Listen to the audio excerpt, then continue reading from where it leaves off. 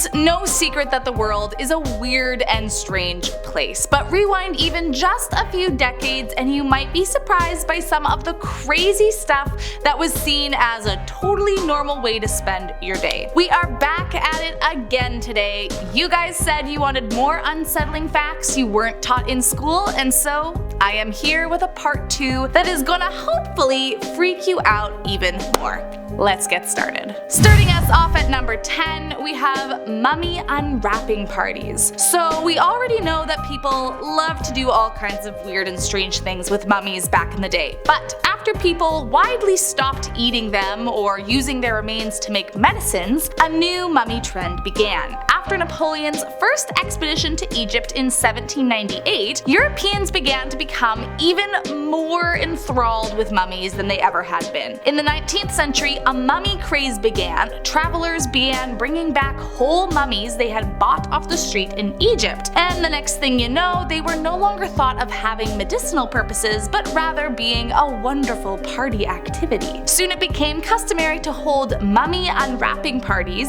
and wealthy Victorians would gather around as the host slowly unwrapped the dead body, showing off his wealth while simultaneously giving guests a thrilling evening filled with horror and delight. I have no clue what was done with the mummies after the public unboxing, but somehow I almost think it's better, as I'm sure whatever happened next was even more disgusting. Number 9. Bomb shadows. We all likely know and were taught about the devastating bombs that were dropped on Hiroshima and Nagasaki that killed 226,000 people in 1945. But one thing that you may not have learned about was what those bombs left behind. Apparently, as the attack was happening, the light and heat from the weapon was absorbed by the people and the objects in front of it. The surrounding light and heat then ended up bleaching the areas of the ground where nothing had been, leaving objects and people-shaped marks on the pavement. They became known as the shadows of the dead, and even now, after nearly 80 years, some of the shadows remain stained into the pavement and walls all over the city, as a reminder to the human capacity for destruction.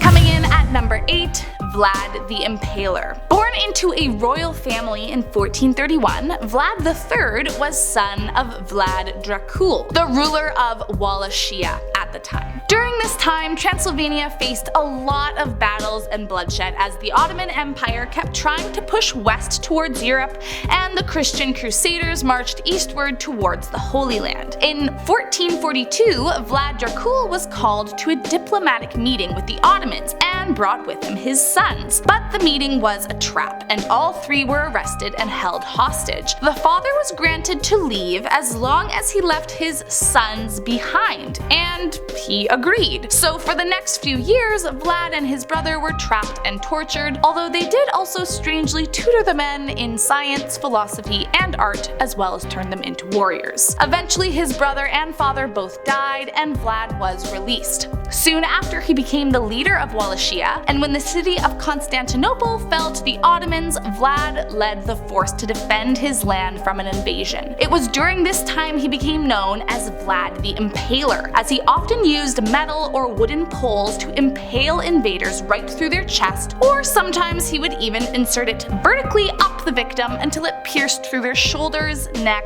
or mouth. While well respected, he became notorious for killing thousands of people, and eventually became the inspiration for Bram Stoker's 1897 novel Count Dracula. Coming in at number 7, incubators. Nowadays, incubators are seen as life-saving devices for premature newborns, but shockingly, this was not always the attitude towards them. During the early 20th century, most physicians kind of held the belief that premature infants were not meant to survive, and so they were tragically just kind of left to die in most cases. But Martin Cooney held a different belief from his peers and wanted to try and change the narrative. But in order to do so, he had to make it a spectacle. One thing that people loved to do back in the day was gawk at the unusual, laugh at the different, and it's for that very reason that sideshows existed. So in order to save the lives of the preemies, Cooney decided to display them in what he called hatcheries as a sideshow in Coney Island. For a quarter, visitors could gaze upon the peculiar and small young people hospital, and over the years he managed to save more than 6,500 lives by packaging up their safety in a swallowable pill for the times he lived in. After so much success, doctors started coming around his ideas, and now they are used by hospitals around the world. Next up at number 6,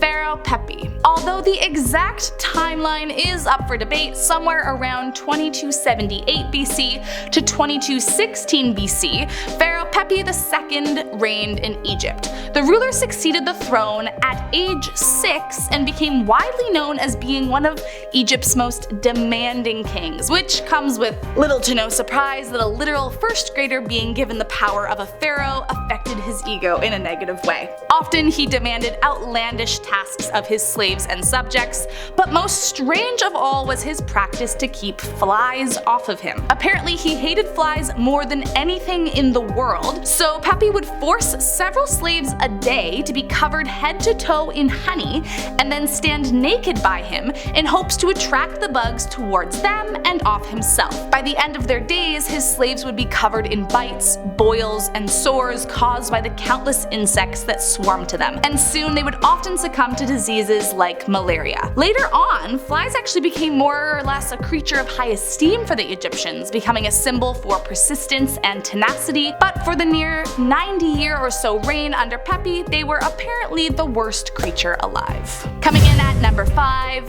a cat phone. In 1929, a pair of scientists at Princeton University had a question. They wanted to test out how the auditory nerve perceives sound. But in order to test that, they had to find a subject. Now, as you can imagine, not too many people were lining up for this, so they ultimately decided to perform the experiment on a cat. The cat was heavily sedated prior to the operation, where the scientists cut out parts of its brain before attaching one end of a telephone wire into its auditory nerve and the other end into a receiver. Shockingly, the cat survived the operation, and the scientists went forward with their experiment. To their delight, they discovered that if you spoke into the cat's ear, you could hear it perfectly through the receiver. But their initial success was not enough for them. Next, they had to know if it worked once the cat was dead. So they killed the cat to test their theory, but sadly the cat phone no longer functioned without access to a functional brain. Despite its rather gruesome story, the two did actually contribute to a valuable understanding of the brain and helped future researchers in development of cochlear implants. So at least it wasn't all in vain. Coming in at number 4, death photography. Memento mori means remember you must die. For centuries, trinkets were used to keep the thought of death close and to help the living through their grieving process. In Victorian times, this looked like lockets filled with hair of the dead, a mask of your loved one created out of wax, or by having paintings and sculptures made in their memory. But all of a sudden, a new invention came along that led to creating an all-new kind of memento mori, the photograph. As its popularity increased, the price of having your photo taken was all of a sudden cheaper than a portrait, and many began using this new technology to keep the essence of their loved ones preserved forever. Next thing you know, families are getting photos taken with their dead family members, and for many, it was even the first time getting a photo taken. The dead were sometimes propped up to look alive, while other times eyeballs were painted on after it developed to give them a more lifelike look. The pictures would be hung in the house just like any normal family portrait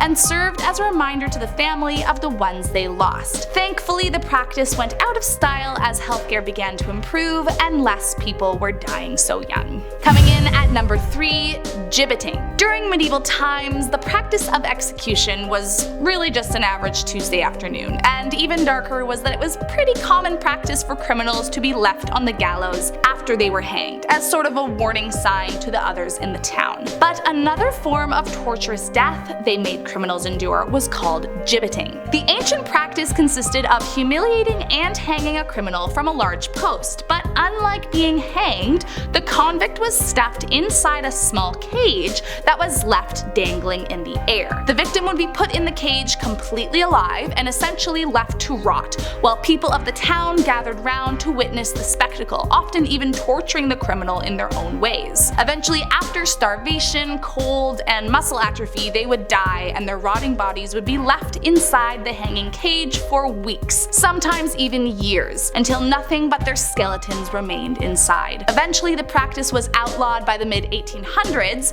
but some say that if you walk past an old gibbeting cage, you can still hear the screams of the soul who died inside. Coming in at number 2, chats with a severed head. In the early 1900s, a French physician named Gabriel Boudieu was interested in exploring the connection between mind, brain, and body. So in 1905, when the execution of Henri Languille was announced, he rushed to the guillotine to study the aftermath. Boudieu claimed that after the guillotine dropped and the head fell to the ground, he called out to the victim and the severed head allegedly blinked his eyes as if awakening. He wrote, "The eyelids lifted up, this time I swear, in a distinctly normal movement, slow as if awakening or torn from thought." He further detailed that the pupils focused in on him until slowly the eyelids faded closed. But once again, he called the man's name and his eyes opened. Some believe that it was simply leftover nerve impulses, but Gabriel swore that the head could hear him and understand him.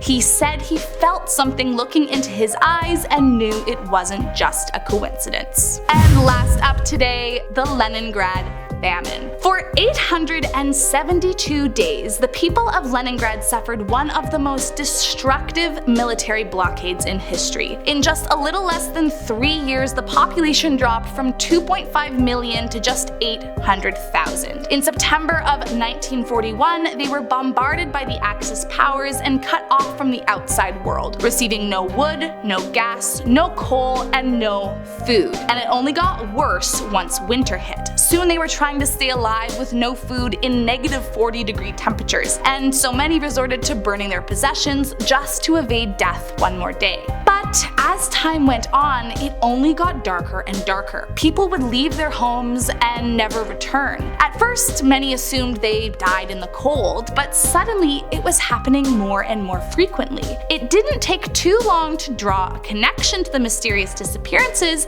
as the next day there would magically be meat available at the market, usually labeled as horse or dog. Soon after, people began killing firsthand, just to feed themselves, and some were even driven to kill their own families just to survive. Officially, there are 2,000 recorded cases of eating human flesh, but it's believed to be much higher. All the while, of course, the elite hoarded food that came into the city via the lakes and never once went hungry. There are journal recordings from the same time about eating goose and caviar at a party while the commoners froze to death in the streets. Well, there you have it, guys. Thanks so much for watching. I'm Kennedy. If you have any more crazy facts, make sure to leave them in the comments, and I'll see you next time.